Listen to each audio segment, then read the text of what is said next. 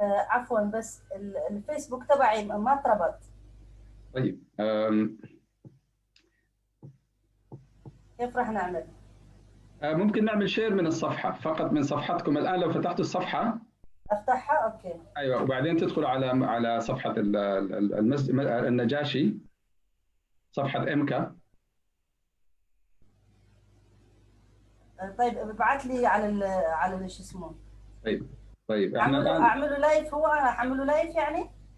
نعم، احنا الآن تقريبا طلعنا لايف. طيب اعمله لايف تبعي انا، أيوة. وبعدين ايش اعمل؟ نعم، احنا طبعا الآن لايف، احنا طلعنا لايف الآن في الصفحة في الفيسبوك. فالسلام عليكم ورحمة الله وبركاته. أيها الإخوة والأخوات، إن شاء الله سنكون معكم في خلال دقيقة فقط. نتأكد أنه في شير في صفحة الأستاذة سعاد، فابقوا معنا إن شاء الله ثواني ونبدأ إن شاء الله تعالى. أستاذ سعاد، ممكن من صفحة الفيسبوك من عندكم تعملوا شير. افتحها أيوه. افتحها لايف. ايوه، افتح. لا لا، بس على صفحه لو فتحتوا صفحه الامكا يو كي، لو دخلت عملت سيرش امكا يو كي في السيرش عندك. اوكي، ام كي. قولي ايوه، ثاني ام. ام سي اي يو كي. سي. يا اي ابعث ام لي سي. على اليوتيوب، اكتب لي على الواتساب عفوا. طيب الان اكتب لكم طيب الصفحه. هي الان عندكم في الواتساب. فبس لو عملتوا سيرش حتلاقوا اللايف موجود في الصفحه عندنا، بس من تحت تعملوا كليك شير. اوكي، دقيقة. ان شاء الله حتى يتجمع عدد اكبر من الاخوه والاخوات. وعليكم السلام ورحمه الله وبركاته الاخوه. عبد الله ابو عمر، اخونا عثمان جابر. ان شاء الله يلتحق بنا بقيه الاخوه والاخوات. حياكم الله. ثواني ان شاء الله فقط نتاكد انه في شير في صفحه الاستاذ سعاد. ما في. لازم تبعت لي اللينك، لازم تبعت لي تبعكم احسن. طيب، هل دخلتوا على الصفحه عندنا صفحه ام كي يو كي؟ عملتها بس ما طلعت لي. لا، لو كتبتوا ام كي يو كي من فوق بيطلع عندكم.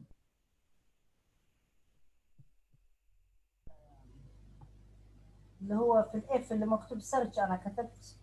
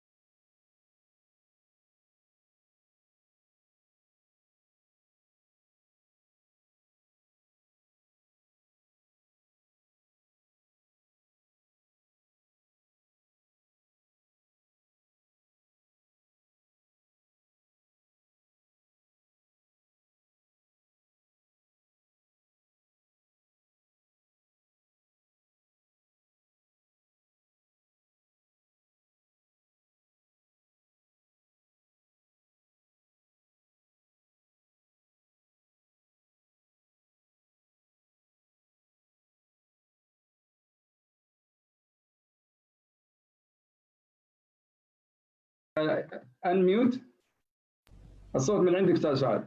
ايوه عليك ممتاز كذا ممتاز. طيب لحظه.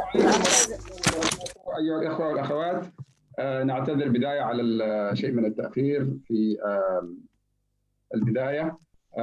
نتمنى ان تكونوا موجودين معنا وان تكونوا يعني مستعدين لهذه الحلقه. التقرينيا طبعا. التقرينيا صح؟ بالعربي. قلت لي بالعربي. طيب والله نجتهد بالعربي هو البرنامج؟ ان شاء الله. تمام. ان شاء الله ان شاء الله. الله المستعان. نعم. حياكم الله ايها الاخوه والاخوات. يعني لقاء ان شاء الله شيق، ومعنا ضيفه مميزه الاستاذه سعاد عبدو محمد.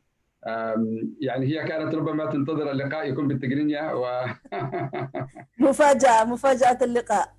مفاجأة اللقاء، لكن هي ما شاء الله هي افضل مني اكيد في اكثر من لغه، فانا ما حقدر اجاري في التقرينيا. فحياها الله استاذه سعاد، نورتي شاشتنا ونورتي ما شاء الله، دائما منوره في الفيسبوك موجوده، فمرحبا بك. بدايه نريد منك تعريف، لانه احنا ما شاء الله كثير متابعين لك ممكن في الفيسبوك، فلو عرفتينا اكثر على نفسك ان شاء الله تعالى استاذ سعاد. طيب بارك الله فيك وجزاك الله خير. بسم الله الرحمن الرحيم، الحمد لله رب العالمين، والصلاة والسلام على نبينا محمد وعلى آله وصحبه أجمعين. أما بعد، أيها الإخوة والأخوات في كل العالم، السلام عليكم ورحمة الله وبركاته. أولا أود أن أشكر يعني الإخوة في النجاشي والجمعية والجميع على استضافتي، ولم أتوقع أنني سوف أتحدث بالعربية، لكن أنا حمشي حالي وحتكلم عادي، يعني ما حتكلم لا فصحى ولا يحزنون، لأنه ما عامله حسابي على اساس ان انا مبرمجه حالي على التقرينيا، لكن ان شاء الله راح يمشي الحال. وطبعا هذا الموضوع موضوع شيق جدا بالنسبه لي، يمكن افضل حتى اني اتكلم فيه باللغه العربيه، ما اعرف. لكن بدايه يعني كما تابعني الجميع عرفت بشخصيتي قليلا باللغه التقرينيا، لكن ان شاء الله انا هتكلم شيء بسيط عن نفسي، وحندخل طبعا في المواضيع اللي حنتكلم فيها عن موضوع الأسئلة المهمة اللي طرحها أخونا أبو معاذ بارك الله فيه، أسئلة مهمة جدا كلها، فمن خلالها طبعا برضو هعرفكم على نفسي أكثر.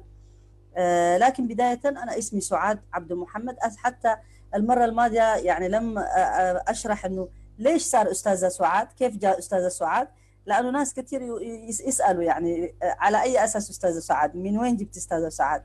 هو الموضوع اللي جاء أستاذة أنه أنا كنت في جروب أشارك فيه، في نجمع فيه أموال من أجل بناء مدرسة في تجراي، وكان في أخ جليل بارك الله فيه جزاه الله خير، كان لكل واحد يقول أستاذة فلان أستاذة فلان أستاذ فلان، فأنا صار ينادوا علي أستاذة سعاد. وبحكم أني أنا كمان دارسة بيداغوجية، دارسة تعليم وتدريس للأطفال وإن كانوا للصغار، فأنا معلمة يعني، وأنا أحب أن أكون معلمة. أنا لست شيخة ولا مفتية ولا عالمة ولا شيء، إنما أنا معلمة.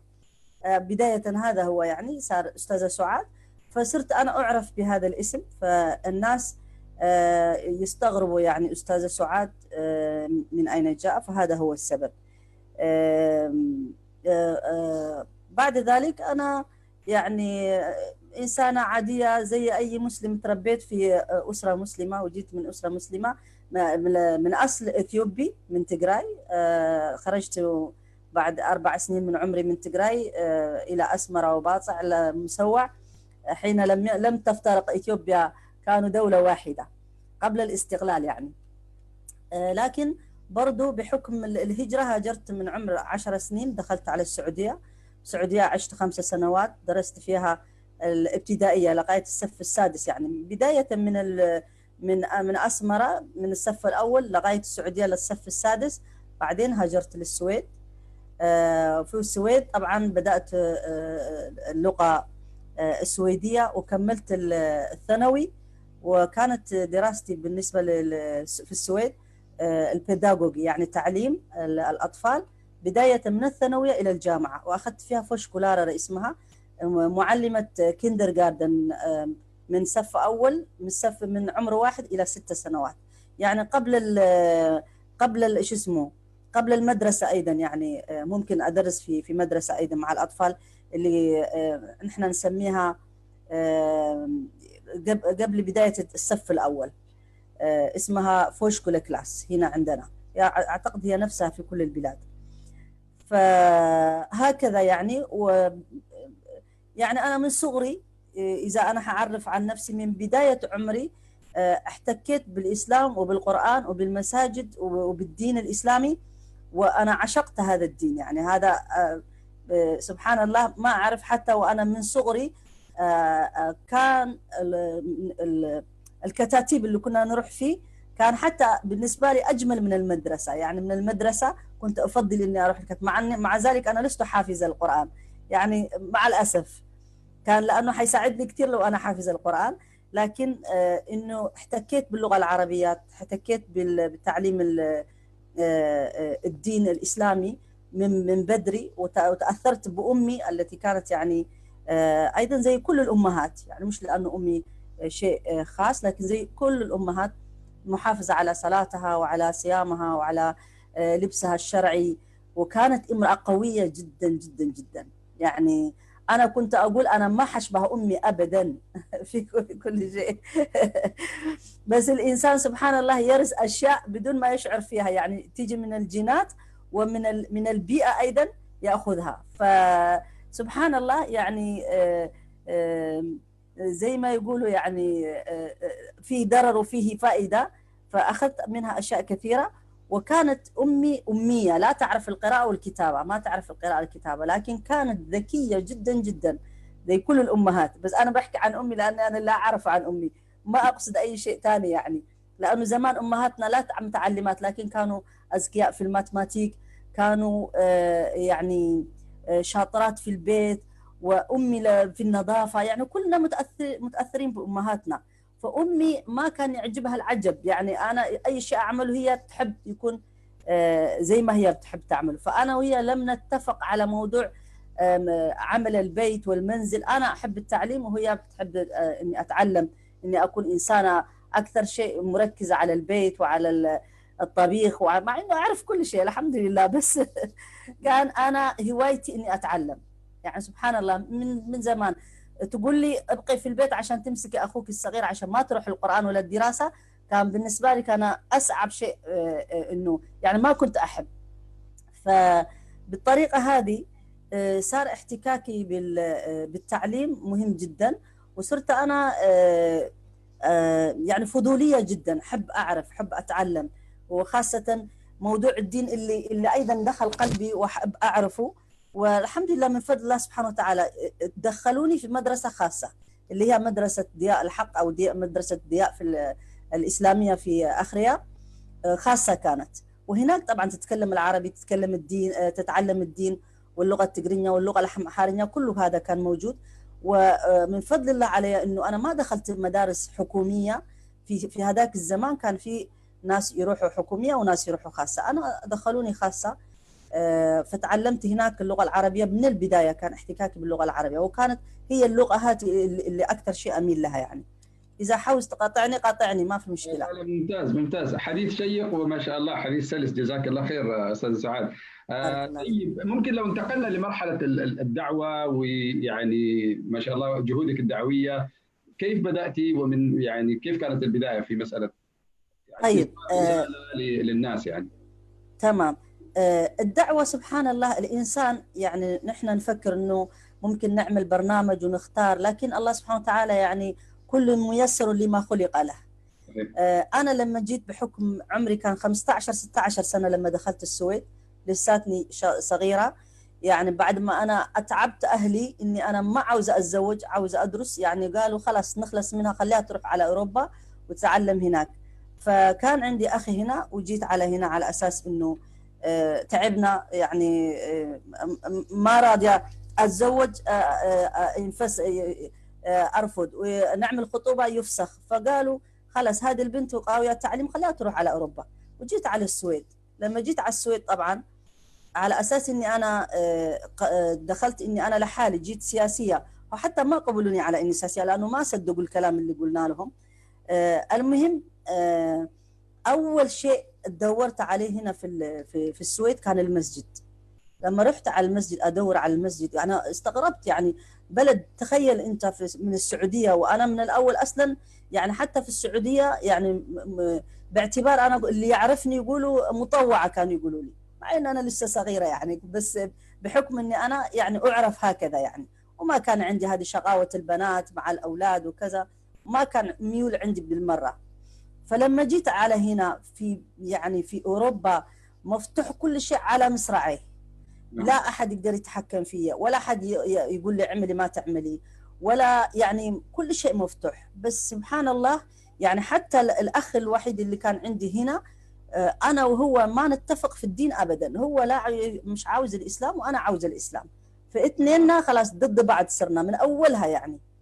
فبدات ادور على المسجد وشفت هناك كيف المسجد، وصرت يعني بحكم التعليم اللي انا اخذته في السعوديه بعد فتره عندنا في الرابطه لسه ما كان اعطونا مسجد لسه، في بدايه يعطونا الشقق هذه، فكنت انا نشطه وكانوا اخواتي يجوا، وانا اصلا كنت اتعلم معهم مع الحلقات اللي موجوده في الرابطه. وفي خلال هذه كلها من البدايه تقريبا في 17 سنه عمري تزوجت، يعني تزوجت وخلفت كمان مباشره، ما قعدت طويل. وكان بنتي الاولانيه الصغيره كان معايا وين وانا بخلص الثانويه، ومعايا في المسجد وكل شيء. فكان عندما محتاجين احد يعلم الاولاد يعلم النساء، فما بعرف هيك دخلت اني انا، قالوا لي انت سعاد شاطره تعالي اعملي درس، قلت لهم انا ما كيف اعمل درس، قالوا ما في مشكله تتعلمي. يعني هي بدات هكذا. فالاخت اللي كانت تعمل لنا دروس كمان الله يذكرها بالخير، اخت لبنانيه، يعني انا كان يعجبني جدا الناس اللي يعملوا الدروس يتكلموا عن الاسلام، وكنت بنبهر جدا. يعني انا بفكر انه بس تعمل الناس اللي بس تعرف الدين يعني وعندها معلومات غزيره وكذا. ولعلمك يعني حتى ونحن في السعوديه كنا نشوف برامج اطفال الدينيه وبرامج اخرى عن الاطفال، فهذه البرامج الدينيه كانت كلها يعني كنت اميل لها يعني. المهم لما جاء هذا العرض علي بدات انا احضر بالاشياء اللي اعرفها باللغه العربيه، وبدات اعمل الاطفال وللنساء، وهكذا بدات النشاطات. بعدين على مستوى السويد صار في نقاشات على مستوى المجتمع السويدي انه ليش المسلمات يعملوا حجاب. كانوا عندنا خاصه الايرانيات اللي ضد الاسلام، يعني هم يقولوا كانوا مسلمات بس خلفياتهم غير ذلك، كانوا يجي يقولوا يعني يتكلموا عننا، يقولوا احنا المسلمات مظلومات وكذا ومضطهدات انهم بيلبسوا حجاب. ف صدف ما اعرف كيف صدف اني انا طلعت على التلفزيون استدعوني. لا عفوا قبله ليش انا طلعت في الميديا. لما طلعت من الثانويه كان انا لابسه لاول مره احد يشوفه في ثانويه، لابسه ملابس بيضاء ولابسه قبعه الثانويه، ومعي طفله وبتخرج مع الطلاب كلنا، مع السويديين ومع غير السويديين. فواحده صحفيه جت استغربت وقالت ايش هذا، يعني بالنسبه للسويد جديد، بالنسبه للثانويه انا الوحيده المحجبه فيها. فاستغربوا وطلعوني في الجريده اكسبريس اسمها موجود. سالتني مين انا وايش ليش عامله لابسه هيك، وهكذا جيت يعني حكيت لها بالطريقه هذه. انا دخلت في عالم الميديا مع السويديين على التلفزيون، شوي شوي صرت انا اتكلم امثل الاسلام والمسلمين في السويد. وعندي مشاركات كثيره جدا لما تعمل جوجل على السويد سعاد محمد او يقولوا كانوا يقولوا عليها كوين لإمام، يعني المرأة إمام، المرأة إمام أو إمام مرأة. وعملت هذه ضجة كبيرة أيضا بالنسبة، إن شاء الله ممكن ندخل فيها فيما بعد. تفضل أنت أقطعني أنا. لا ممتاز حديث، أنا أحب أسمع الحديث المسترسل وشيق ما شاء الله. بس ممكن كل مرة نحاول يعني ناخذ مجال ثاني أو نتوسع في الأفق في الحديث إن شاء الله. ممتاز. عرفوك بالمرأة الإمام يعني تقريبا ذكرت آخر شيء. صحيح. الآن هو كان عندهم سؤال من وين جاء هذا السؤال؟ من شو اسمه الكنيسة اسمها جريدة اسمها سفينسك شيركان، يعني الكنيسة تسأل، تعمل في الحوار تسأل، فتقول نحن عاوزين نعرف، احنا عندنا النساء قسيسات، فهل يجوز عندكم تكون قسيسة في الإسلام؟ هل أنت تقدري تكوني إمام؟ أنا قلت لهم أيوة أكون إمام.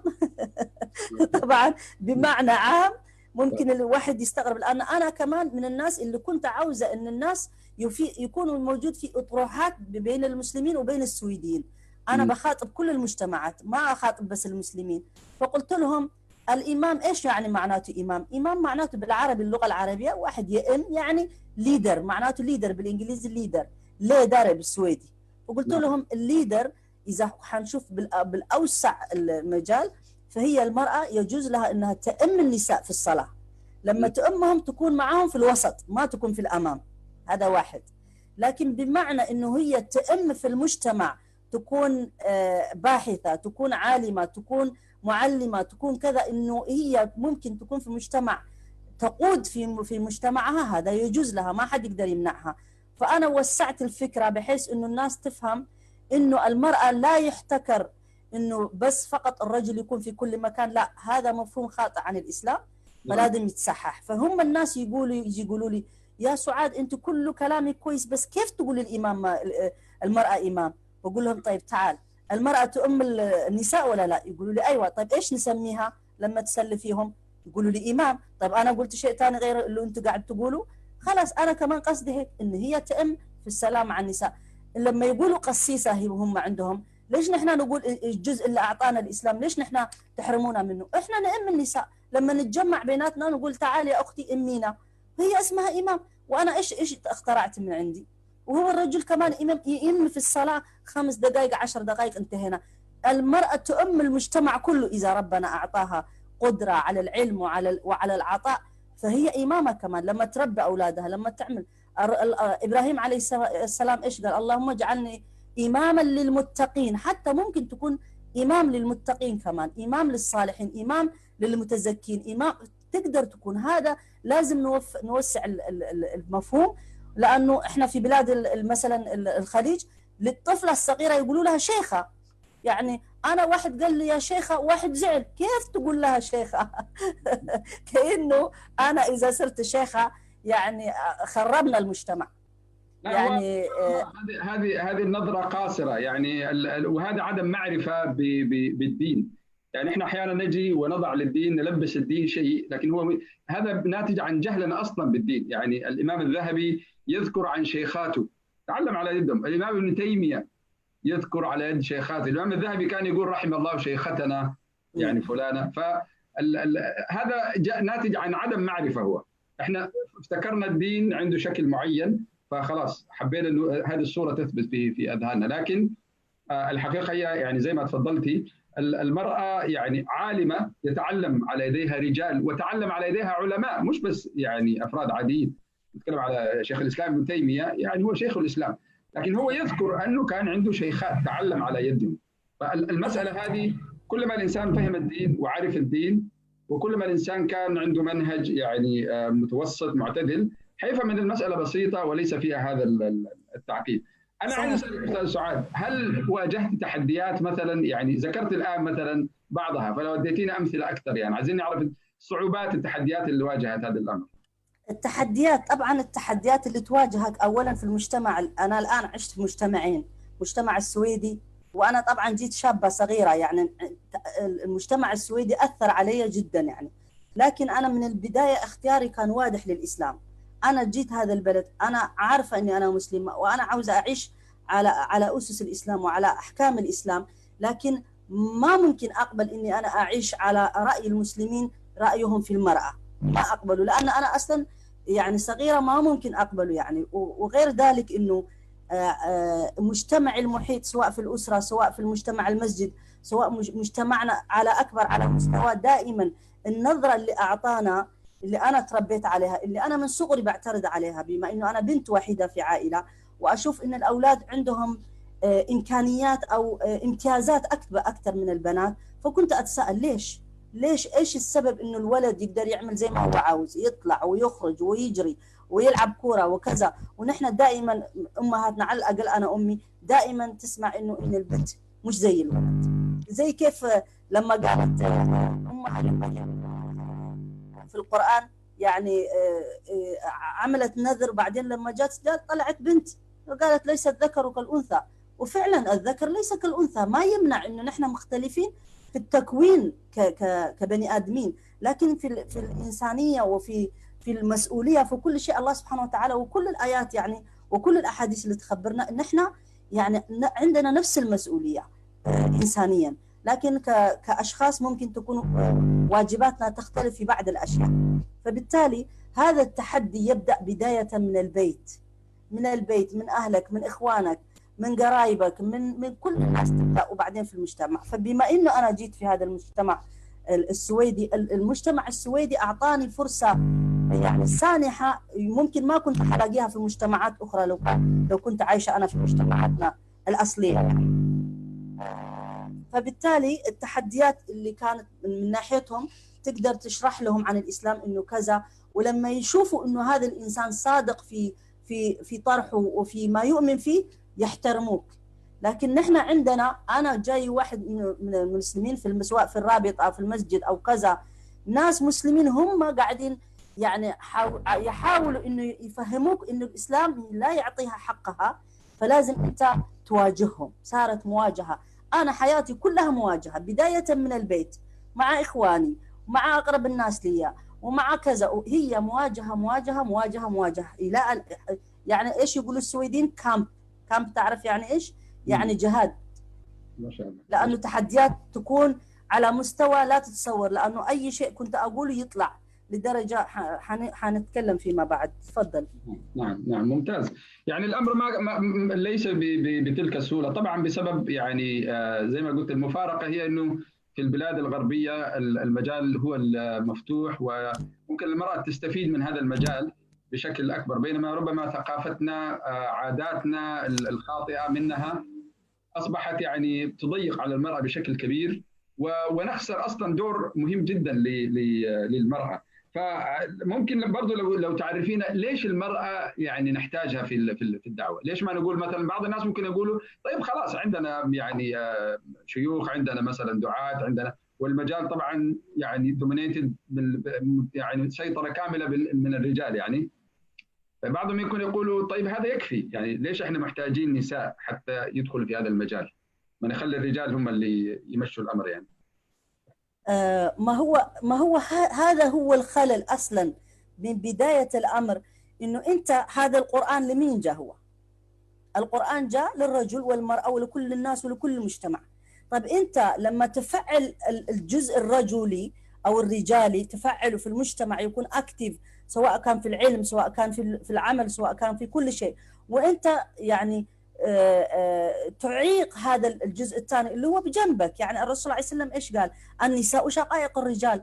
القرآن كمان يقول يعني الذين آمنوا وعملوا الصالحات، الذين آمنوا منهم ما هم بس الرجال، الذين آمنوا وعملوا الصالحات هم الرجال والنساء، ولتكن منكم أمة للدعوة، منهم الأمة هي الرجل والمرأة وكل الناس. آيات كلها تخاطب المجتمع. والرسول صلى الله عليه وسلم يعني لما جاء رسالته كانت أول امرأة أسلمت هي خديجة، أول من ساندته هي خديجة. لو كانت المرأة ما دعمت الرسول صلى الله عليه وسلم وهي في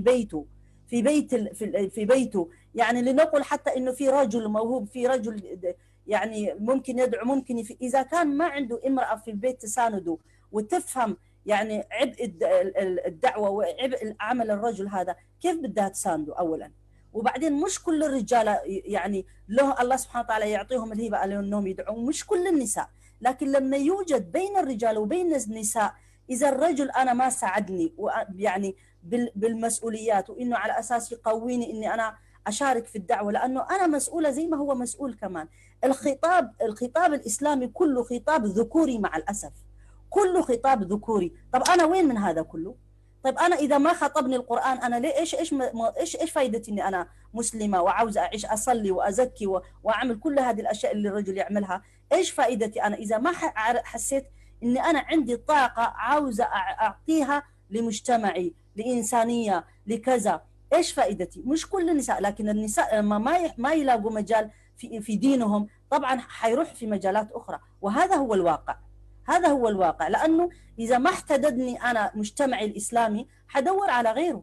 مش كل واحدة تقدر تثبت على دينها وتحارب من أجله، لأنه متعب جدا. تعرف هذا الطريق متعب جدا، بحيث أنك ممكن تخسر كل شيء في حياتك، كل شيء، من أقرب الناس لك حتى توصل لأبنائك، لأنه كل الناس تتدخل في حياتك بحيث أنه يعيقوك، بحيث أنه يسووا سمعتك، بحيث أنه بما أنك بس مرأة. أنا دائما كنت لما يسألوني في الانترفيو أقول لهم لو واحد عنده لحية كان غير، أنا لو عندي لحية كان غير وضعي صار.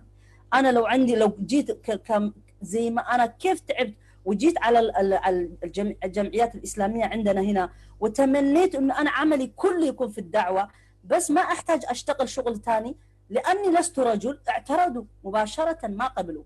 ومع أنه في ناس ثانيين كانوا يدخلوهم لا عندهم دراسة ولا عندهم لغة سويدية حتى. أنا بما أني كان ممكن حتى أخدم اللغة السويدية بس لأني امرأة، لكن أنا ما أعطي يعني ما أسجد لأحد إلا الله سبحانه وتعالى. إذا هم ما رضيوا أنا أترك وتركتهم، وفعلا بدأت الشركة تبعتي خاصة بي وأعمل فيها الدعوة وإلى آخره. حتى الآن الحمد لله من فضل الله سبحانه وتعالى دون حاجة لأحد. ربنا لما يريد يعني يوصل للعالم كله.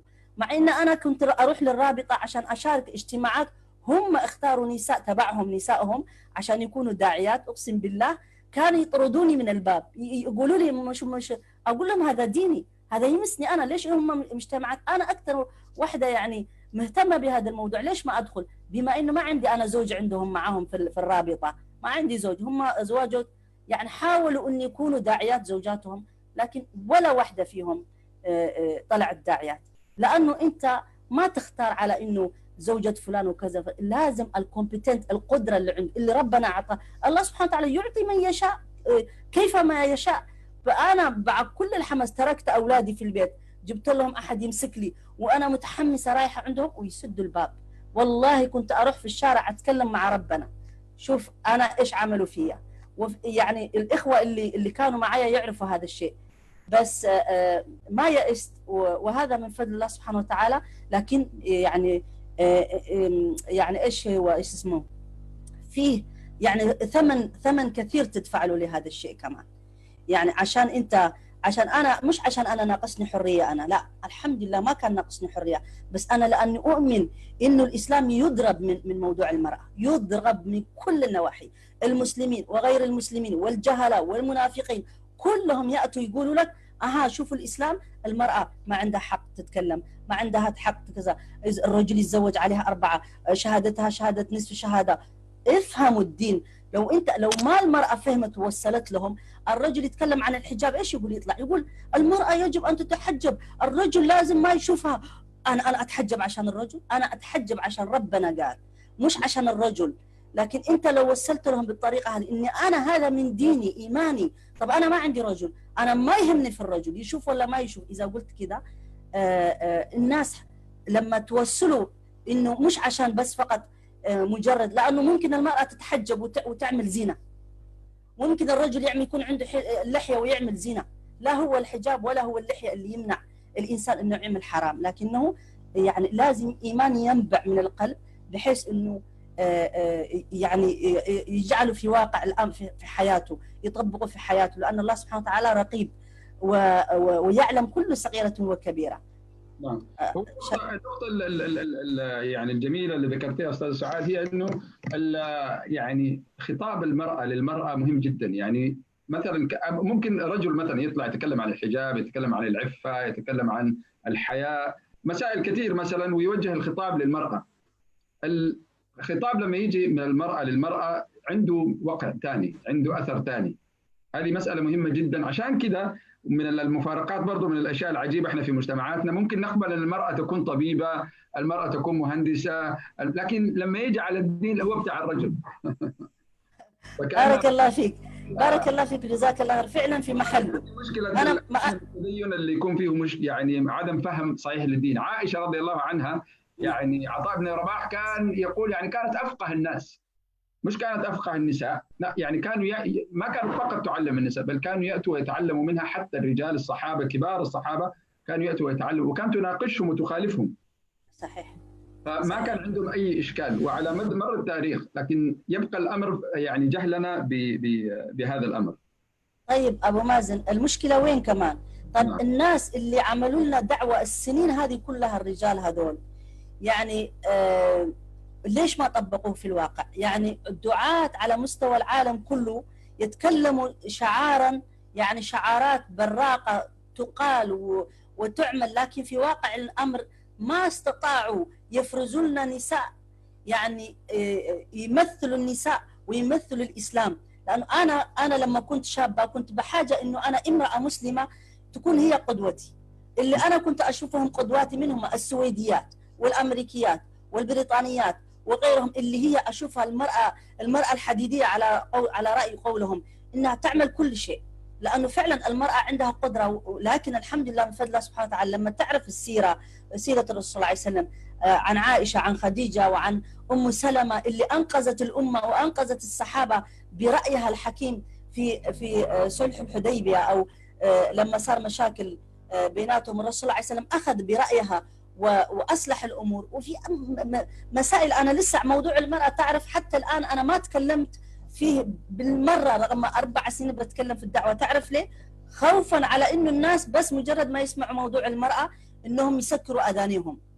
ما أحبهم، يعني أنا حابة يعرفوا الإسلام أولا، لكن فيما بعد نحتاج نحن في كل كبيرة وصغيرة نتكلم عن موضوع المرأة، لأنه زي ما ذكرت موضوع المرأة مش فقط عشان توصل للنساء، بل عشان توصل للرجال كمان، لأنه في أمور ما يستطيع الرجل المسلم يفهمها إلا إذا خاطبته امرأة مسلمة عن أختها. زي ما الرسول صلى الله عليه وسلم جاءته امرأة تقول له: يا رسول الله، نحن نساء قاعدين في البيت نغسل ونكنس ونخلف لهم أولادهم ونربي لهم أولادهم ونعمل كذا ونعمل كذا، وهم الرجال عندك يجوا يتجمعوا عندهم خطبة ويروحوا قصدي صلاة الجمعة، وبعدين يروحوا المعارك ويصيروا شهداء. نحن أين من هذا؟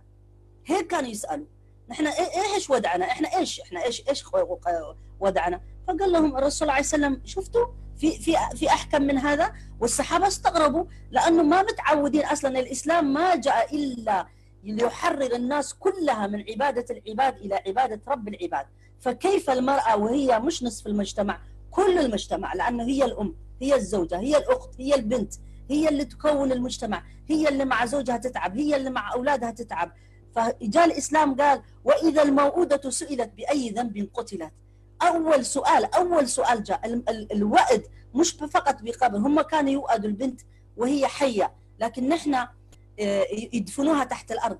نحن وإدنا وإحنا أحياء يقول لك: أنت ما تعرفي، أنت ما تقدري، أنت كذا وأنت كذا. كل الإمكانيات اللي ربنا فطرها عليها. ممكن عندنا بنات ذكيات جدا وجريئات في البداية. أنت لاحظ كل البنات في البيوت في الأول بتكون جريئة مع أبوها، تتكلم وكذا. أبوها يجي لما يجي يضيف: لا، عيب يا بنت، الضيوف الرجال يسمعوك، روحي.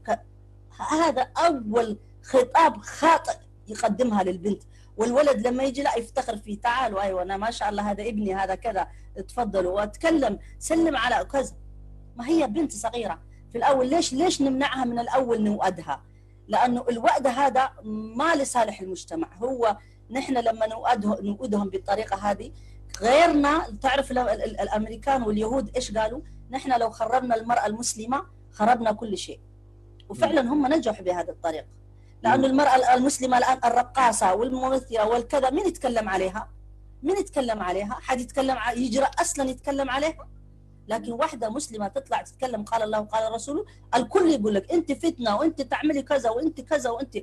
يعني هو الخطاب الإسلامي. أنا أحد الإخوة من اللي كانوا يتابعوني بالأصوات بالدروس، مرة بعث لي إيش قال لي، جزاه الله خير، قال لي: يا سعاد، أصلا أنا معروفة إنه لما حتى أتكلم يعني وكأني من الرجال، يمكن لأن أنا تأثرت بإخواني، ما بعرف، ما يعتبروني من النساء. فيقول لي: أنا بسمع دروسك وبسمع النساء تانيين كمان كثير، بس قال لي: أقسم بالله أنا لما أسمعك أنت ما أفكر إلا في الدروس، إلا في العلم اللي بتقدميه، لأنه ربنا إيش هو قال: ولا تخدعن بالقول فيطمع الذي في قلبه مرض. أنا أتكلم كما ربنا يطلب مني، ما لي دخل بعد كده. اللي مرض، اللي في قلبه مرض هو حر فيها. عفوا معلش المقاطعة أستاذ سعاد. هذه النقطة نريد ممكن نتكلم عنها، وهي إنه كيف المرأة أصلا كمان، لأنه ممكن إحنا صحيح الرجال، مجتمع الرجال، العائلة، الأب، الزوج، ممكن يكون عليهم يعني أخطاء، وممكن يكون هم قاعد يقصروا مثلا في تشجيع، أو قاعد يحبطوا أحيانا إمكانيات كبيرة موجودة في العائلة. ممكن تكون بنت يعني نابغة وممتازة وتحفظ في القرآن مثلا وكذا، لكن زي ما ذكرت تفضلت انه عند سن معين نجد الاب، او بعد كده ممكن اذا دخلت في الزواج نجد انه في نوع من الحد، انه ما يتم تجاوز هذا الامر. فاحنا معترفين برضو يعني ممكن الدعاة ورجال الدين والعلماء برضو يتحملوا دور كبير. الثقافه طبعا، البيئه، واحيانا نحن هنا في اوروبا جينا كمان بثقافات يعني مختلفه. جينا ممكن تنتمي لبلاد، لبيئه مثلا معينه، واخذناها كله مع بعض، مع الدين مع الثقافه مع العادات، يعني ممكن تكون عادات مثلا في الخليج او كذا، فجينا بها في اوروبا وحبينا نطبقها زي ما هي، وهذا كله كان مشكله. لكن نتكلم برضو طيب عن المراه، وين برضو المراه ممكن يكون عندها احيانا اخطاء في ان هي ما تظهر بالشكل، تؤدي الرساله بشكل صحيح، وممكن تعمل يعني تظهر بشكل سلبي ياثر على الامر هذا. طيب طبعا احنا لما نلوم ما نقدر نلوم كل المجتمع، مش زي ما قلنا المرة الماضية، القضية مش في قضية الرجل فقط، المرأة أيضا عليها مسؤولية.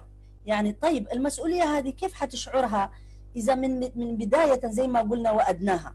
يعني لما توأد شيء من البداية صعب يطلع، حقيقة صعب، إلا إذا كان على الأقل في مجتمعاتنا، على مجتمع الحبشي عموما قاعدة أنا أتكلم، لأنه أنا اتصل علي من السعودية، من أماكن يعني على مستوى إثيوبيين قالوا لي عمرنا ما سمعنا في حياتنا واحدة امرأة تعمل في الدعوة. يعني كان ممكن يكونوا هناك شيخات يقرئوا القرآن صغار، لكن ما على مستوى إنه تخرج تعمل دعوة، ما عمرنا سمعنا قالوا. فهذا إيش يوريك؟ يعني على مستوى شوف يعني الدعوة ما قليلة في المنطقة أرض الحبشة، سواء كانت في إريتريا أو في إثيوبيا. بالعكس حتى في إريتريا يعني قربها على اللغة العربية وكذا أكثر بكثير حتى من إثيوبيا. ومع ذلك يعني المرأة زي ما قلت برزت في أشياء ثانية إلا في الدعوة، لأنه نحن هذا المكان صار تابو، يعني تابو ممنوع يعني تقرب عليه، ممنوع. حتى لو تعرف يعني أنا نساء كثيرات جدا يعترضوا علي، يعني أنا كثير من النساء أصلا يحبوا يعني مش يمنعوني، يحددوا من خطواتي. أنا لو أسمعهم كثير من النساء حتى هم بيصير بعض الأحيان أعدائي. ليش؟ لأن أنا بالنسبة لهم خارجة عن المألوف، خارجة عن المألوف، بما أنه هم أعطوا صورة معينة، 4 إيش اسمه مازن إيش اسمه مربع، يعني داخلين في مربع معين ما يطلعوا من هذا. أنا لا، هذا المربع من زمان كسرته، وأنا حابة إنه هم كمان يوصل. ليش؟ لأنه هذا هو الإسلام، مش عشان بس مجرد تمرد، لا أبدا، لأنه ما له أي مصلحة، لأنه أصلا بيجي لك أضرار كثيرة جدا. لكن أنا يعني بحزن عن الإسلام والله العظيم، إنه المرأة أنا كانوا يجي يسألوني لما أخبرهم عن حقوق المرأة في الإسلام، كانوا يقولوا لي معقول هذه الأشياء في الإسلام، هذه حقوقنا؟ فأقول لهم معقول أنت تؤمني بدين وتعرفي إنه هذا الدين ما أعطاك حقك؟ يعني بتقولي إنه ربنا ظلمك؟ هيك في مسلمات يقولوا لأنه هذا ظلم، ربنا أعطى للرجل 4 يتزوج ونحن لا، هذا ظلم. ما دام هي بتؤمن إنه في رب ظالم، يعني العقيدة أصلا خربانة من البداية. فهم يعني هذا هو المفهوم اللي المفروض يتصحح. وأنا هذا اللي حابة يعرف، إنه ربنا ما ظلم أحد، يعني حتى حيوان ربنا ما ظلم سبحانه وتعالى. فكيف أنت يظلمك اللي كرمك واللي جعلك يعني الجنة اللي جعلها، وإن كان مش هذا الحديث لكن فيما معنى أحاديث كثيرة موجودة، الجنة تحت أقدام الأمهات، اللي كرم المرأة، اللي كرم الزوجة، اللي كرم البنت، واللي عففها إنها تكون يعني بعفة تشارك في كل شيء. فلذلك أنا أفهم النساء ليش ما بيطلعوا، لأنه زوجها بيعترض عليها، أخوها بيعترض عليها. أنا بسبب هذا الدعوة تعرف، يعني أنا وصلت في القضاء السويدي أنا وإخواني وصلوني للقضاء السويدي، لأنه تهديد بالقتل في مكان عام، في عمل عام، جاء من أحد إخواني وكان لابد يوصل للمحاكم. يعني حتى وانا انسحبت القضيه وانا نفسي اعرف، جاء الاخ اللي هددني واخويا الثاني جاء شاهد كمان معاه علي انا. وشوف القاضي ايش يقول لهم. القاضي قال له يا انت يا جاي تشهد، هذا اخوك وهذه اختك.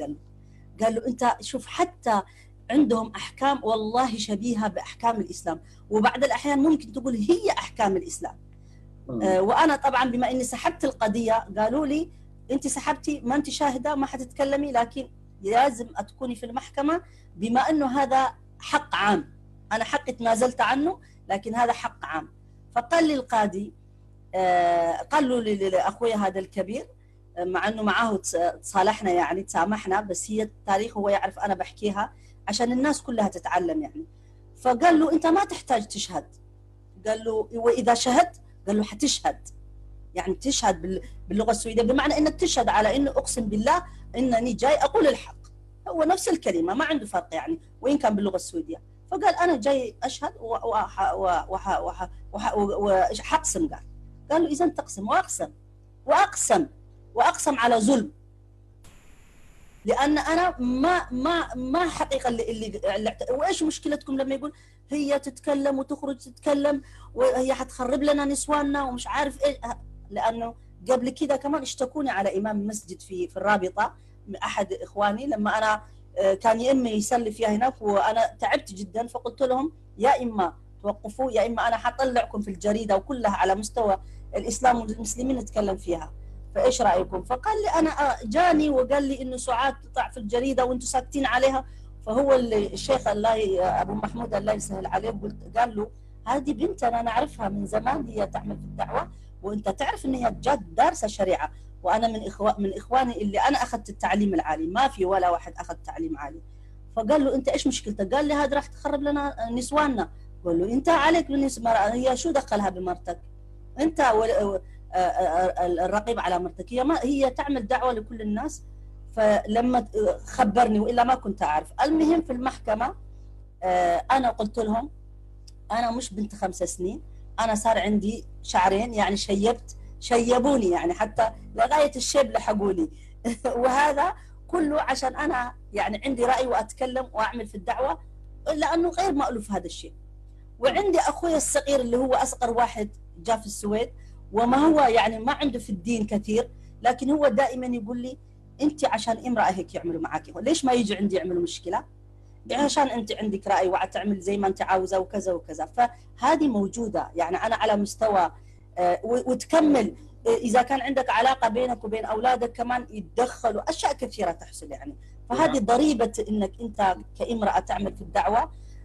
ولكن سبحان الله رب العالمين كمان يسخر لك ناس ما لهم اي شيء من بعيد كمان الله سبحانه وتعالى، بحيث انه اذا ارادك انك تكمل هو في الاول وفي الاخر وما التوفيق الا بالله، مش عشان شيء. لكن الرحله والسويديين، حتى السويديين اللي كانوا هنا موجودين يعرفوا اني انا قاعد اجاهد، كانوا يقولوا لي سعاد يوم من الايام حتعملي كذا، ما تيأسي كملي، وهم كفار لا ما لهم اي دخل. يقولوا لي هذول اللي قاعدين يعترضوا عليكي في الرابطه راح يصيروا يطلعوا كانوا يقولوا لي راح يعجزوا ويطلعوا ايش اسمه بانشون ايش اسمه تقاعد، راح يتقاعدوا. يقولوا لما يتقاعدوا انت حيكون عندك فرصه، كانوا يقولوا لي سبحان الله. لكن يبقوا هذول الاخوه كمان كلهم عزيزين علي. ليش؟ لانه هم كانوا يعملوا كمان للاسلام، سواء المسجد. انا لما اتكلم عليهم كمان مش بالسيء، بس انا اشرح يعني الحاله اللي كانت موجوده، لكن كلهم معزتهم كبيره في قلبي، لانه انا دائما كنت اقول اهم شيء انهم المسجد يكون مفتوح، الاسلام يكون موجود. لكن بغض النظر نحن اتفقنا او اختلفنا، اهم شيء انه في النهايه الاسلام هو اللي يجمعنا كلنا يعني. نعم اكيد اكيد. نعم جزاك الله خير. يعني ذكرتي بعض الاشياء ربما من تجربه، يبدو انه كان في سبحان الله يعني صعوبات وتحديات، والامر ما كان مفروش بالورود يعني. فزي ما تفضلتي هذه ضريبه وسبحان الله. احنا عندنا احيانا بعض الفهم يعني الموجود، وانا اقول انه ماخوذ ربما من عادات او من تراث، مش يعني ربما مش تراثنا. لكن لو برضو قرأنا في التاريخ وفي السيرة بنجد أنه مش يعني هذه العبارات اللي احنا مثلا من العبارات اللي نداولها مثلا المرأة يعني بيتها مثلا، هي ملكة في بيتها. صحيح طبعا أكيد المرأة ملكة في بيتها. مثلا يعني المرأة لابد أن نضعها في زجاجة نحافظ عليها وحتى لا يعني يخدشها شيء. الإشكال أنه التحديات الموجودة الآن في الغرب بالذات، وحتى في العالم الإسلامي وفي كلها بلدان، صحيح. يعني تحديات كبيرة جدا. لو نزعنا المرأة ودور المرأة تقريبا حينهار كل شيء، لأنه الرجل ما حيستطيع على الأطفال، ما حيستطيع على المرأة اللي هي برضو عايزة خطاب يعني مناسب لها. فالآن مثلا نتكلم على التحديات الموجودة في الغرب. ايش مثلا ابرز التحديات اللي تشوفيها موجودة في الغرب للمسلمين مثلا؟ هو على العموم التحديات في العالم كله، لما شلينا او اعقنا مسيره المراه، اولا شفنا التحديات اللي جايه من الخارج، يعني تاخذها تلهفها لهف راحت. طلع جيل ما يعرف يقرا سوره الفاتحه، طلع جيل انت لو شفت البرامج اللي عملوها في مصر وفي كل البلاد الاسلاميه، تساله عن الاغنيه يغني لك اياها يعني بكاملها، لما يسالوا عن سوره الفاتحه او سوره المعوذتين او الاخلاص ما يعرفها لانه هذه الاشياء ما حد يعملها الا الام في البيت. يعني ليش اليهود يعتبروا ان الواحد يهودي صحيح الا اذا كانت امه يهوديه؟ انا بتعجب من هذا الامر ويعجبني، وفعلا هذا حقيقه، يعتبروه يهودي صحيح اذا كانت امه يهوديه، اما اذا كان ابوه يهودي فهو مش نفس الدرجه اللي امه يهوديه. ليش؟ لانه هي الام اللي تغرس كل شيء، زي ما بيقولوا الام مدرسه اذا اعددتها اعددت شعب الطيب العراقي. هو صار بس شعار ما له اي قيمه في مجتمعاتنا الاسلاميه كلها، لكن هي الام اللي تربي، هي الام اللي تعلم، هي الام اللي من نعومه اظافر الطفل لسه وهي تردع معاه الايمان، تردع معاه يعني كلامها. لما تكون واحده مؤمنه يكون كلامها عن الله وتسمع القران وكذا، يعني ايش حيكون؟ يعني من شب على شيء شاب عليه. الطفل اللي يتعلم، اللي ابوه وامه يشوف يصلوا يصلي، اللي يسمع القران يقرا، يعني اللي اهله يتراقصوا واهله اشياء ثانيه يصير زيهم، يعني طبيعي هذا. والرسول صلى الله عليه وسلم لما قال كل مولود يولد على الفطره، يعني عن اليهود وعن كذا. وحتى المسلمين اذا تركوا الاسلام فهم اولادهم كمان ما حيختاروا الاسلام، لانه مش دائما يعني عشان هم مسلمين في الاصل او مولودين في الاسلام ونتوقع انهم راح يطلعوا مسلمين، لا ابدا. لانه هو انسان يتكون من بيئته، من مجتمعه، من اللي يتعلمه، يروح المدارس. وطبعا في اوروبا الان التحديات اللي كانت موجوده وما زالت موجوده، بما انه المراه كانت، انا في الجيل تبعي طبعا كانت غائبه مغيبه مش موجوده. طبعا الجيل الثاني الان موجودين امهات ما شاء الله شابات، سواء كانوا نشيطات او يعرفوا الاسلام، بس هذا الجيل كمان فيه قصور كثيره جدا، لانه هو متاثر اكثر شيء بالغرب مما هو متاثر بالاسلام. فنحن محتاجين انه الجيل يكون تاثيره بالقران وبالسنه اكثر مما هو متاثر براي الغرب. لانه الشابات الان مثلا لو خاطبتهم موضوع اساسيه موجوده في القران، تجي يعني انا لما خرجت مثلا في السويد كانوا حابين يعملوا قانون منع الرجال المسلمين من تعدد او من الزواج 4 نساء، وحبت صحفيه تعمل لقاء مع كل المسلمين في كل الجمعيات ولا واحد قبل يطلع. ليش؟ لانه هم ياخذوا مساعدات ماليه من الحكومه، فلو طلعوا قالوا انه والله الاسلام يقول كذا فما حيتوقف عندهم المساعدات. هذا يوريك ايش؟ ان نحن مسلمين ما زلنا اقتصاديا بنشحت، يعني ما نقدر زي اليهود مثلا عندهم امكانيه بحيث انه يفرضوا ارائهم على الاخرين. هذا جانب. وجانب اخر انه ما يعني عندنا هذا الدب المورال، يعني انه مع السويديين نقول لهم والله نحن كل القوانين نطبقها وكذا، ولما نروح في المساجد يكون عندنا اراء اخرى. هذا في حد ذاته مشكله، لانه نحن انا ما مطلوب مني اني اكون مسلمه مع وجهي مع مسلم غير، مع السويدي غير، مع كذا غير. انا ما اقبل هذا الشيء. الاسلام هو وجه واحد مع كل الناس، يا اما مؤمن يا اما منافق يا اما مشرك يا اما ضايع. يعني ما ممكن يكون واحد مؤمن يكون عنده كل الوجوه مع بعض. فلذلك المطلوب مننا نحن يعني نقتنع بما عندنا ونقدر نقدمها. فأنا طلعت الوحيدة اللي طلعت، فطلبت منهم إني أكون في مسجد معين أتكلم فيها، منعوني، قالوا اتكلمي في مكان نيوترال يعني محايد. طب معقول إذا المسلمين ما تكلموا في هذا الموضوع مين بده يتكلم عليه؟ فتستغرب إنه كيف يعني يتراجعوا من أجل مصلحة معينة. فنحن عندنا أطروحات المفروض، يعني ليش نخدع الغرب؟ نقول لهم نحن مثلكم ونحن كذا ونحن كذا ونحن كذا. الأفضل إن نحن نكون صادقين مع أنفسنا قبل أي واحد. فأنا لما أطلع في المدرسة أنا نفس الشيء، في الشغل أنا نفس الشيء، في بيتي أنا نفس الشيء، وفي المسجد أنا نفس الشيء. يعني ما نكون مثل الحرباية يكون عندها تتلون وين ما تروح، لما تكون في الأخضر تصير أخضر، مع الأصفر أصفر، ومع يعني هذا مش من آداب الإسلام أو من تعاليم الإسلام. الإسلام يقول لك التعاليم هذه موجودة، طبعا له أحكام، اللي تقدر تطبقها الآن، اللي ما تقدر تطبقها ممكن تطبقها بعد 10 سنين. ممكن الناس كلها تسلم حتى يطبقوا الأحكام كلها، يعني العلم عند الله. لكن نحن يعني يجب نفتخر بما عندنا أولا حتى نتحدى الآخر، لأنه نحن أصلا لسنا صادقين مع أنفسنا حتى نقنع الآخرين أيضا. وما أعرف إذا جاوبتك في السؤال، ولكن إذا في ناقص اسألني ثاني. ممتاز، جميل. أنا برضو كنت عايز منك، لو يعني الآن عندنا أخوات ربما يعني إحنا عن تجربة هنا مثلا في لندن في مركز النجاشي في المسجد، يعني حقيقة دور الأخوات هنا كبير ما شاء الله. ما أقول إن إحنا يعني قاعد نعمل كل شيء وندعمهم في كل شيء، أحيانا ممكن يكون في تقصير وكذا، لكن بشكل عام موجودين. يعني الأعمال التطوعية عندنا، الأعمال الخيرية ما تخلو أي عمل هنا إلا ومجموعة من الأخوات. يمكن يحتاج إنه يتطور أكثر، لكن مجال الدعوة ممكن مش بالشكل الأكبر، يعني وأكثر مجال عمل تطوعي، مساعدة، يعني أعمال كلها متعلقة بالعمل الخيري التطوعي، لكن في مجال الدعوة قليل. فالأخت اللي تبغى مثلا تجتهد في مجال الدعوة، إيش نصيحتك لها مثلا حتى تحافظ على يعني الهيئة والسمت وكل الأمور اللي تتعلق به أنها تقدم شيء يعني يليق بالمرأة المسلمة؟ طبعا العمل الدعوي هو يعني عمل سامي، يعني ليش تحرم فيه المرأة؟ ليش تحرم منه؟ يعني حتى ممكن تكون عالمة، والعلماء ورثة الأنبياء، يعني ليش نحن نحرم من هذا الميراث ولو حتى بشيء صغير؟ والرسول صلى الله عليه وسلم قال بلغوا عني ولو آية. لكن الله سبحانه وتعالى إيش يقول؟ ومن يعمل من الصالحات من ذكر أو أنثى وهو مؤمن فأولئك يدخلون الجنة ولا يظلمون نقيرا.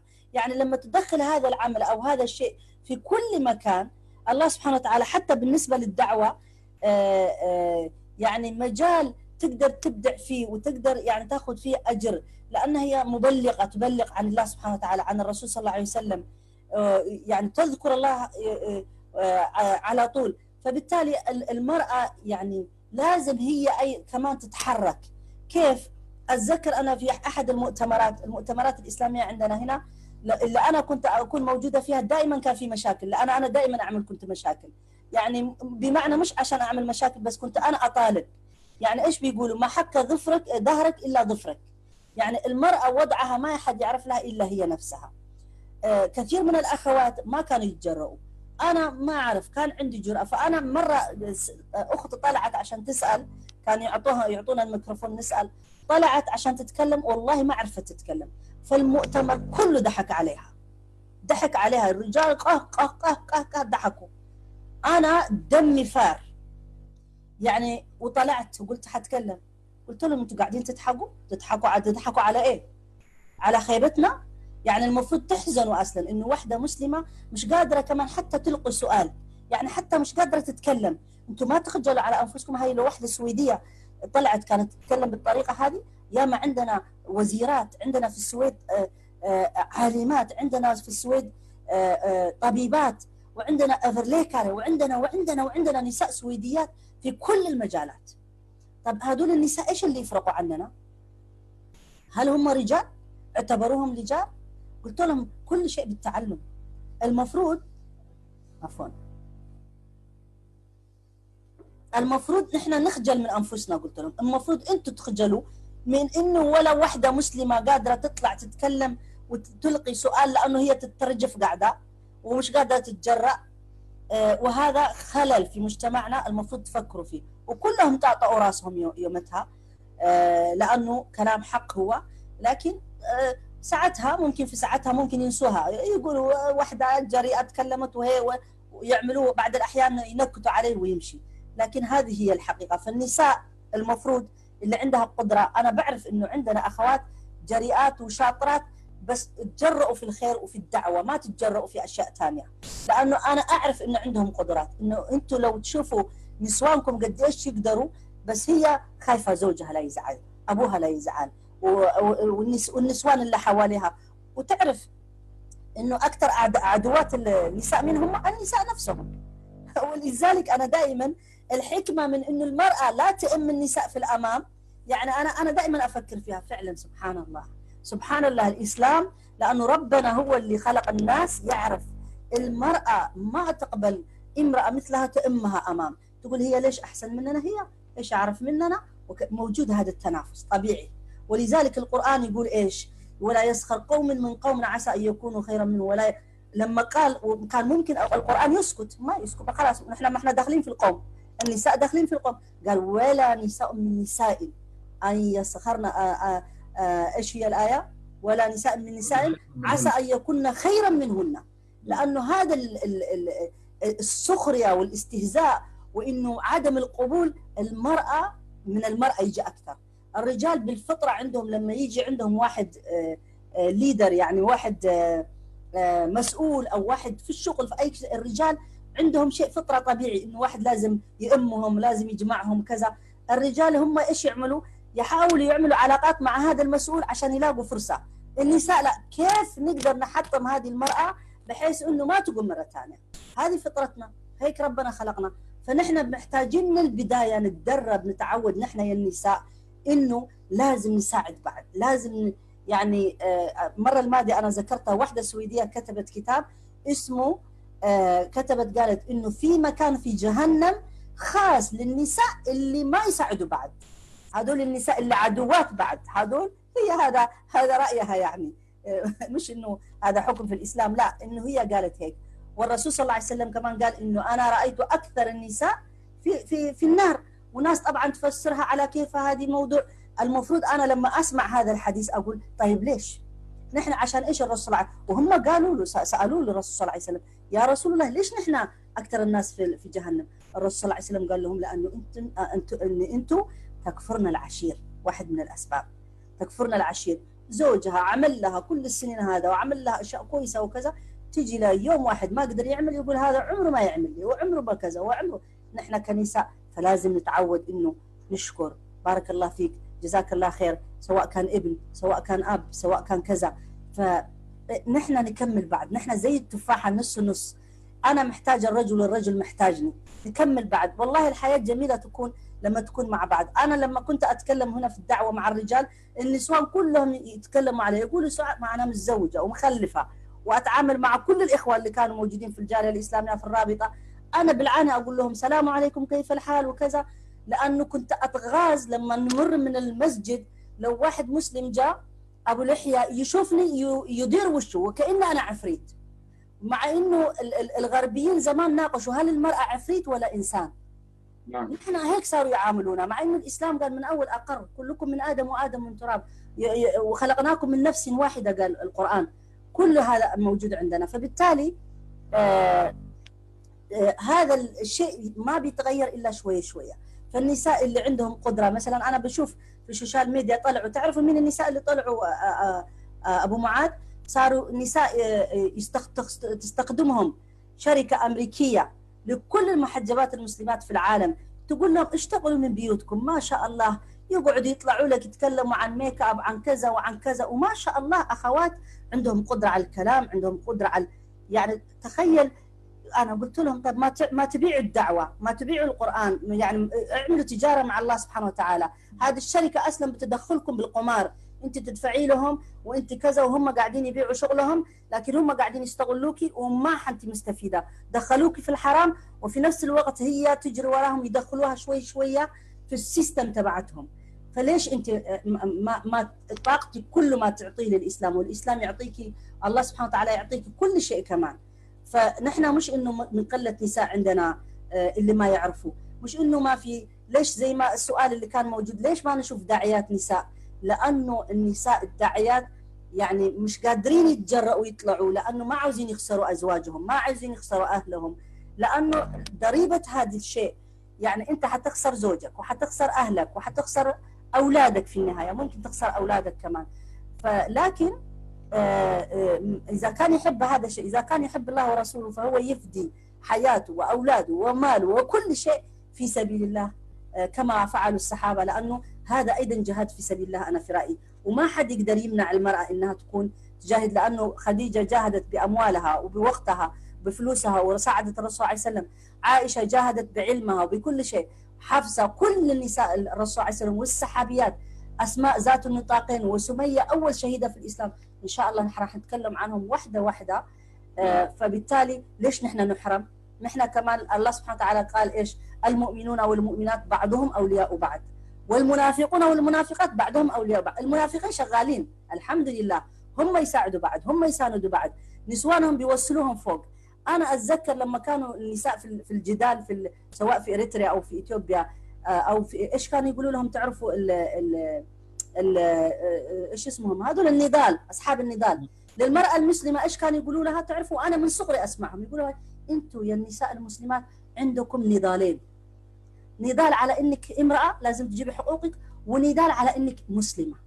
تعرفوا كم نساء مسلمات خرجوا من الاسلام بهذه الخطاب؟ لانه قاعدين يقولوا لها انت الاسلام ظلمك اصلا، فانت عندك نضالين، نضال لازم تجاهدي عشان تاخذي حقوقك كامراه، ونضال عشان تطلعي من الاسلام عشان تكوني حره.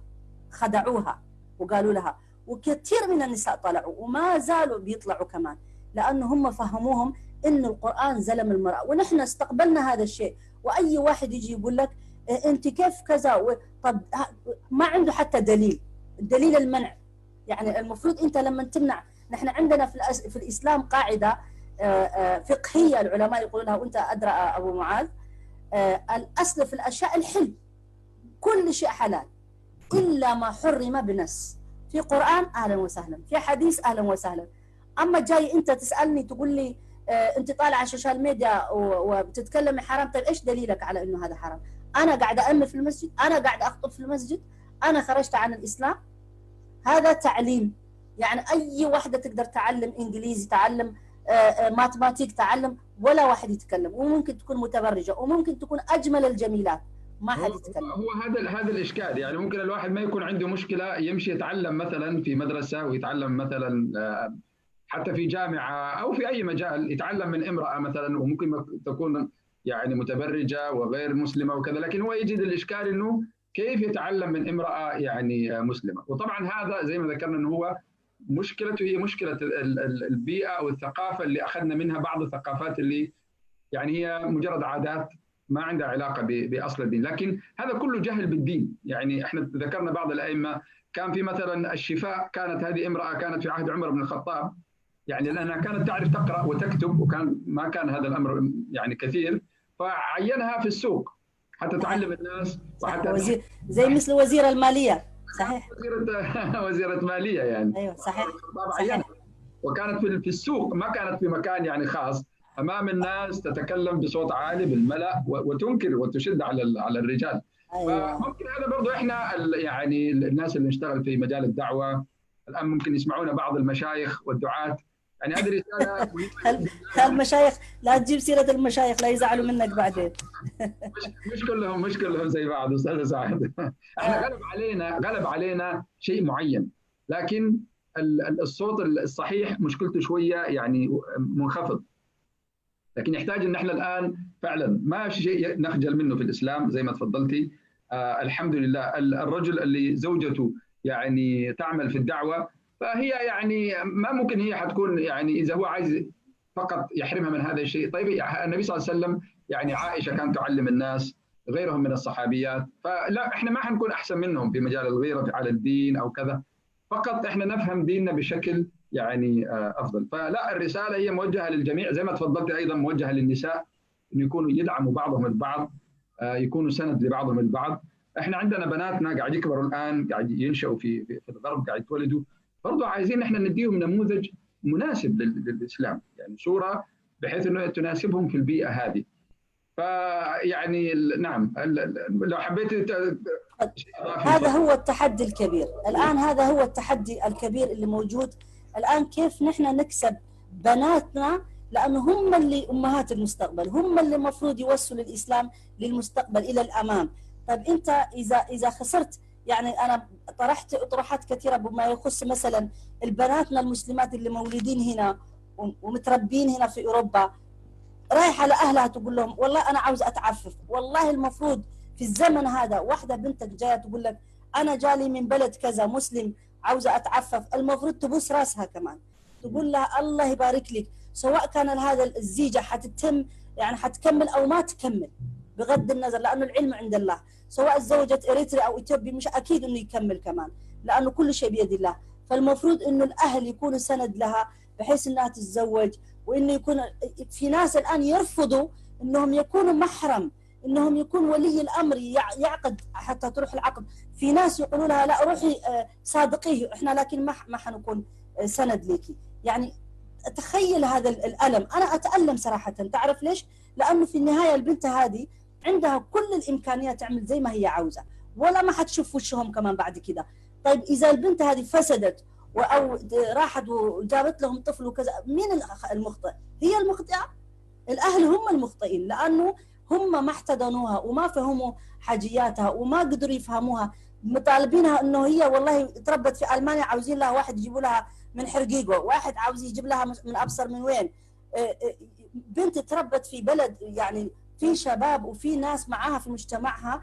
نحن اهم شيء انه انا تجيب لي واحد مسلم، اهم شيء واحد مسلم. جابت لي واحد مسلم من ما كان، انا المفروض ابارك هذا الزواج حتى هم كمان يحفظوا نفسهم يحفظوا لنا. زائد انه نحن لازم نخاطبهم الخطاب الديني لهم ما يكون اللي انا كانوا يخاطبوني انا. اذا انا ما كنت اقبله فحتقبلوا بنتي. لكن في بعض الاحيان في مجموعات مساجد اسلاميه في كل مكان عندكم وعندنا قاعدين يرجعوهم على ايام امي وامك. يعني انا اللي بستغرب، عايشين في اوروبا يقول لها يعني انا ما عشت زي هيك. يعني ايش عاوزين هذول الناس؟ هل هم مدسوسين؟ هل هم اسلاميين حقيقيين؟ هل هم ايش ما تعرف؟ يعني واحده بنت ولا ولد اتربوا هنا قاعدين يقولوا لهم يعني اتركوا المجتمع اللي انتم عايشينه، وهذول كفار وهذول كذا وهذول كذا. وقالوا على اساس كانوا على اساس ياخذوهم يعيشون في السعوديه ولا ابصر فين. ومع ذلك اللي راحوا رجعوا كمان، رجعوا لاوروبا، مولودين هنا وخلفوا هنا، وكانوا يقولوا لهم هذول كفار ورجعوا عندهم. طيب ليش تضيعوا الناس؟ ليش تضيعوا الناس بهذا الخطاب الخاطئ؟ ليش تضيعوا اعمار الناس؟ اطفال كان ممكن يوصلوا وينفعونا نحن في المستقبل، يكون عندنا طبيب مسلم، طبيبه مسلمه، جراح مسلم، معلم كذا يعني ليش هذا الخطاب الخاطئ اللي قاعد يكون هذا؟ وكثير من الشباب لانه لما ما يجدوا نفسهم لا في المجتمع في الاسره وما يجدوا في الجاليات ايضا، ايش يروحوا؟ ليه وين يروحوا؟ في هناك برا كمان ناس ثانيين، سواء مخدرات او سواء اشياء ثانيه. وكل الشباب اللي قاعدين يروحوا، لانه اذا مش مبسوط في حياته الا النفس ان لم تشغلها بالخير شغلتك بالشر. هذه طبيعه الانسان وهم شباب في عمر، يعني انا اتذكر لما جيت زي ما حكيت لكم في عمر صغير، لولا انه حفظ الله سبحانه وتعالى لي بسبب معاملات الاهالي انا كنت الان مش موجوده ضايعه. ممكن كان ابصر وين كنت موجوده. فلذلك الاهل لهم دور كبير.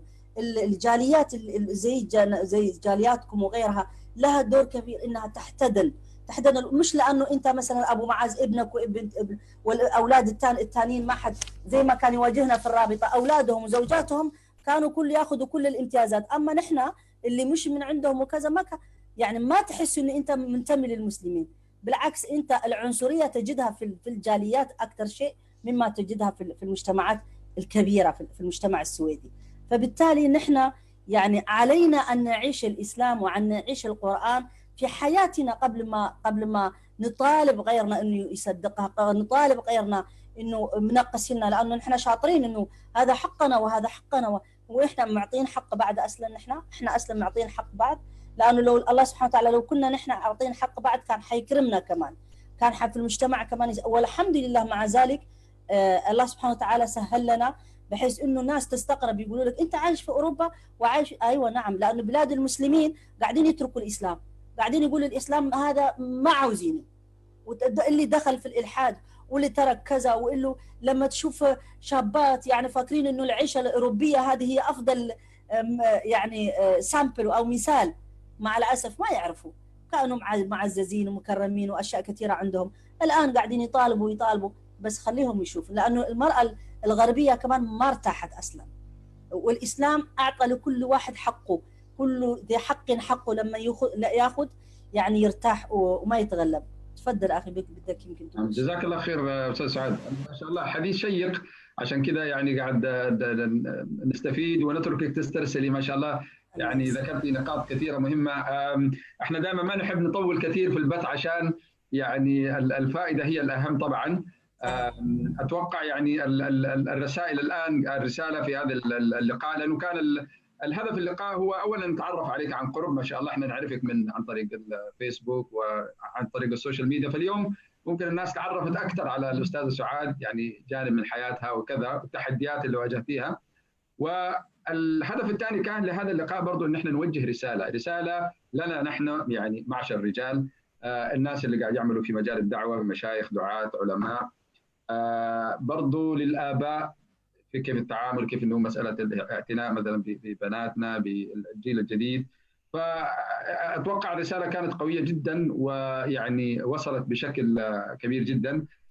لو حبيت ان شاء الله تختمي لنا كذا برضو بشيء توجهي لنا كجاليه مسلمه في الغرب. بارك الله فيك وجزاك الله خير. طبعا ان شاء الله حيكون لنا لقاءات عديده باذن الله تعالى، ونتكلم في هذا الموضوع بالذات، موضوع المراه، لانه انا من ضمن الاسباب اللي كانت السبب اني انا اتعلم الشريعه، اولا كان الغبطه، يعني كنت اشعر بالغيره، ليش الرجال بس يتكلموا عن الاسلام؟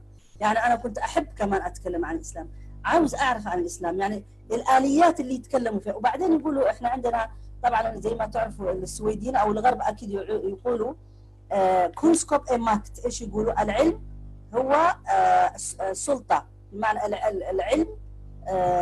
العلم السلطه، يمكن بالعربي ما بعرف كيف يصير، بس انه الانسان لما يكون عنده علم عنده السلطه. بمعنى ايش؟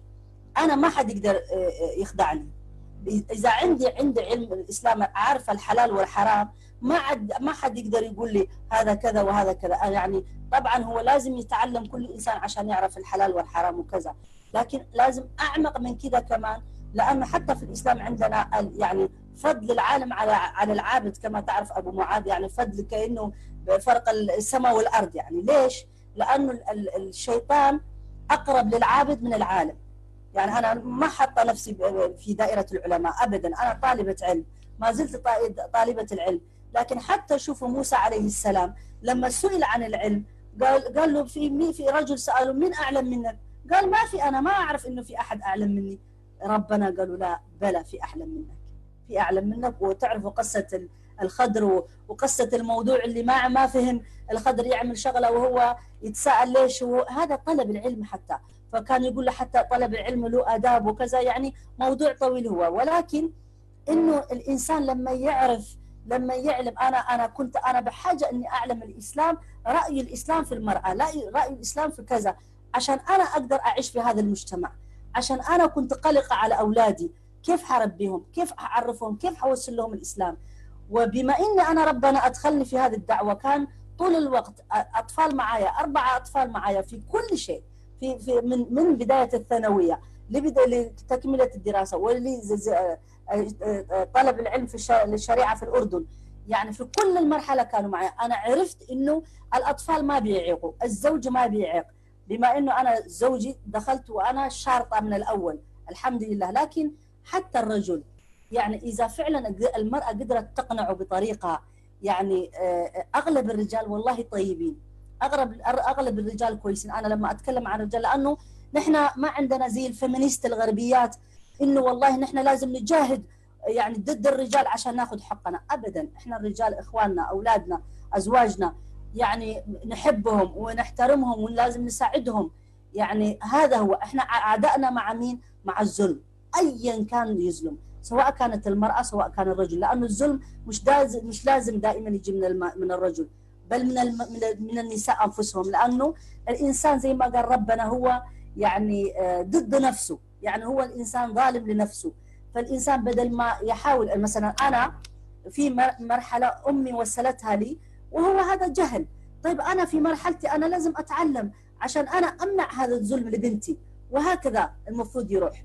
يعني النساء كمان مش معفيات عن هذا الظلم وعن هذا البعد اللي موجود، لا يفكروا يقعدوا يقولوا لا والله رجالنا منعونا، أبونا منعنا، لا والله أنا كمان نفس الشيء منعوني، بس أنا تحديت وغيرنا تحدوا، ونساء كثيرات تحدوا مين؟ تحدوا الظلم بدون ما يكون في خناقة، بدون ما يكون كذا. فهي المرأة كمان تقدر تعملها، والمرأة عندها طاقة رهيبة جدا، تقدر تعمل أشياء كثيرة في نفس الوقت، بدل لكن ما تستعمليه في الغيبة والنميمة، وإنه فلانة عملت، فلانة لبست، وليش كذا، وليش أحسن مني، وليش كذا. استعمليه في قال الله وفي قال الرسول، تكسبي دنيتك وآخرتك. فبالتالي نحن مطالبين، مش إنه هذا مطالبين كنساء إن احنا يكون عندنا نساء داعيات يوصلوا الرسالة الإسلامية، لأنه هي رسالة جميلة جدا ما ممكن توصل بالرجل لحاله. وإذا الرجل فهم إنه الرسالة يقدر يوصلها لحاله، وهي العالم الإسلامي يشهد على ذلك. فاشلين الفشل شفناه بأم عيوننا، ما كلهم خطابهم ذكوري، خطابهم رجال للرجال في كل مكان، حتى في أماكن المسجد تروح يعني ما يعتبروك إن أنت إنسان، وهذا فشل هذا الخطاب. والجيل القادم ما حيقبل هذا الشيء إلا إذا العلماء تغيروا وقدموا بديل جديد إسلامي يحتوي المسلمين، فهم سوف يتركوا الإسلام. لكن الإسلام محفوظ بحفظ الله سبحانه وتعالى، سيقيد له هذا الدين وناس، سواء كانوا رجال سواء كانوا نساء. والحمد لله شوفوا النساء اللي قاعدين يسلموا، النساء قويات من مجتمعات أخرى هم اللي قاعدين يدافعوا عن الإسلام. يعني يا حيف المرأة المسلمة المفروض تستحي لما واحدة مسلمة أسلمت جديد هي تدعو للإسلام، والمسلمة جدا عن أب مسلمة من زمان ولا عندها حتى فكرة عن الدعوة ولا عندها نية حتى للدعوة. أنا لما رحت السويديات شفتهم في المسجد لأول مرة، سويديات مسلمات يعطوا دروس، يعني أنا صار عندي غيرة وصار عندي حمية، كيف أنا أكثر واحدة من زمان حابة أعمل هذا الشيء، ليش أنا ما أعمل هذا الشيء؟ فالمفروض إحنا عندنا النساء لازم يبدأوا يتحركوا، وبناتهم رجاء لا تخلوهم يشبهوا لكم، خلوهم يكونوا منطلقات، خلوهم يكونوا متكلمات، ما تقيديها تقولي لها انت بنت وانت كذا والناس حيتكلم عليكي ومش عارف ايش.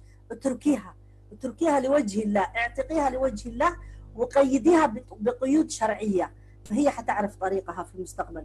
وبارك الله فيكم، جزاكم الله خير على إعطاء هذه الفرصة، لأنه هذا يعني تراكمات. معلش أبو معاذ، يعني أنا حابة أقول كل شيء، لكن الحمد لله من فضل الله سبحانه وتعالى في مجال فيما بعد نقول أشياء كثيرة.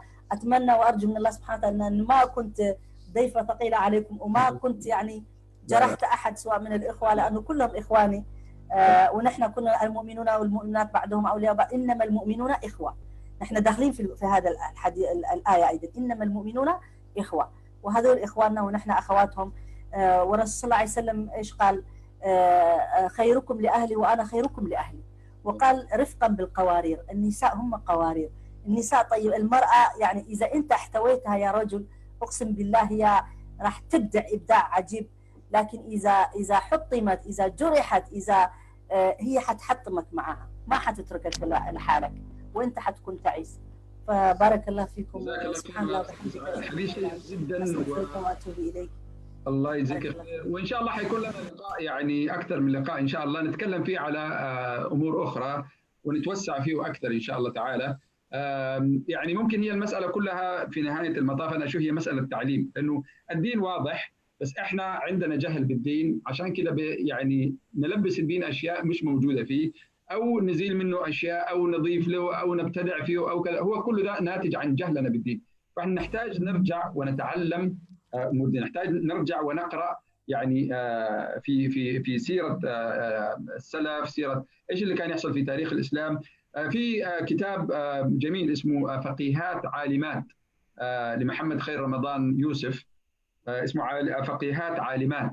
ممكن ايضا يعني اقترح على الجميع ان شاء الله تعالى يبحث عنه ويقرا فيه، يرصد نماذج من فقيهات عالمات انا اقول انه ان شاء الله تعالى كل ما تعلمنا في ديننا كل ما نجد الامر بسيط وما في هذه المشكلات اللي قاعد تواجهنا.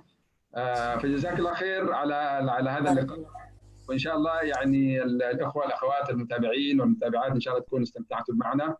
بارك الله. عندهم اسئله؟ سائلين شيء؟ عندهم اسئله؟ في مداخلات كثيره جدا، ما ادري في اسئله من الجمهور يعني نحب نشارك نعم. فيها. والله انا شفت الاكثرها يعني مشاركات، نعم. نوع من الدعم، تأييد لكلامي كله، كله كلام في الصميم، كلام عين العقل، بارك الله فيك، وكلهم بيأيدوا، وما أظن ما في معترض.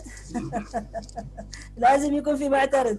قد يكون في رجل هنا ولا هناك بس كذا معترض، لكن لا بالعكس، احنا استفدنا ونريد نستفيد منك ان شاء الله تعالى في المستقبل. واي اخت، اي ابنه عندنا من بناتنا، من اخواتنا، من امهاتنا، ما في انسان يكبر على العلم، والعلم الله سبحانه وتعالى ما حده بزمن او بشخص او يعني جنس او قبيله، او العلم متاح لمن يسعى فيه، فالباب مفتوح، ونحن ان شاء الله تعالى نتعلم من بعضنا البعض.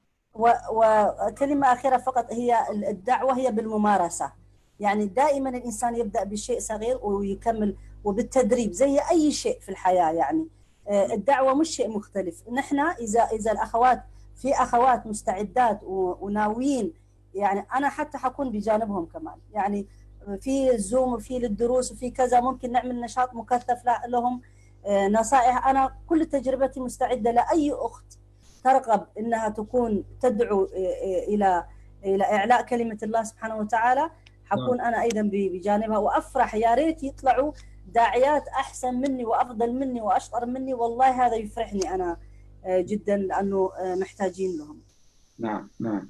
نعم جميل، بارك الله فيك يا استاذ سعاد، وان شاء الله تعالى نستفيد زي ما ذكرنا من بعضنا البعض.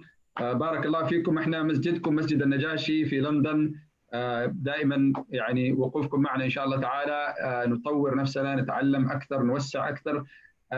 حقيقه في عندنا يعني من بناتنا، من اخواتنا عندهم امكانيات، لكن زي ما تفضل الاستاذ سعاد هي مساله استغلال هذه الامكانيات. يعني بعض الناس عنده امكانيه مثلا في المناظرات مثلا، ربنا وفقه عنده امكانيات مثلا، وشفنا بعض النماذج موجودين ما شاء الله اخوه، يمكن عدد الاخوات ما شفت كثير، لكن نجد مثلا اخوه هذه ملكه او هذه مهاره، سكيل.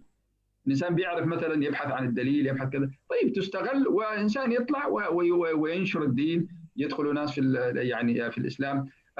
بعض الان عندنا مثلا يعلموا اللغه العربيه، او فمساله العلم ويعني التعليم مجال مفتوح ان شاء الله تعالى.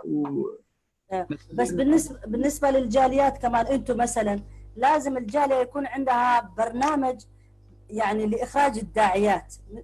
الدعاة يعني عندهم مجال، بس برضو لازم يدخلوا في البرنامج.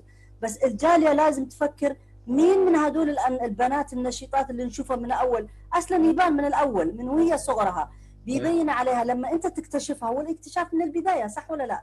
لما تكتشفوها يعني لازم يكون في برنامج لهذه البنت أو بهذه الإنسانة اللي عندها رغبة لهذا الشيء، بحيث نحن ننشطها في المجتمع الجالية على كل المستويات، سواء في الصيف وكذا، نعطيها مسؤولية. والله البنات يعني بيعملوا من قلبهم حتى لما يكونوا أمينات في عملهم، بس أنتوا أعطوهم مسؤولية وشوية تشجيع، يعني شوية تشجيع وكلهم يأتون إن شاء الله تعالى. نعم جزاك الله خير، بارك الله فيك سعاد، وإن شاء الله يكون لنا لقاء إن شاء الله مرة ثانية إن شاء الله تعالى. الله يحفظكم خير وموفقين دائما باذن الله تعالى. بارك الله فيكم. سبحان الله. السلام عليكم ورحمه الله وبركاته. وعليكم السلام ورحمه الله.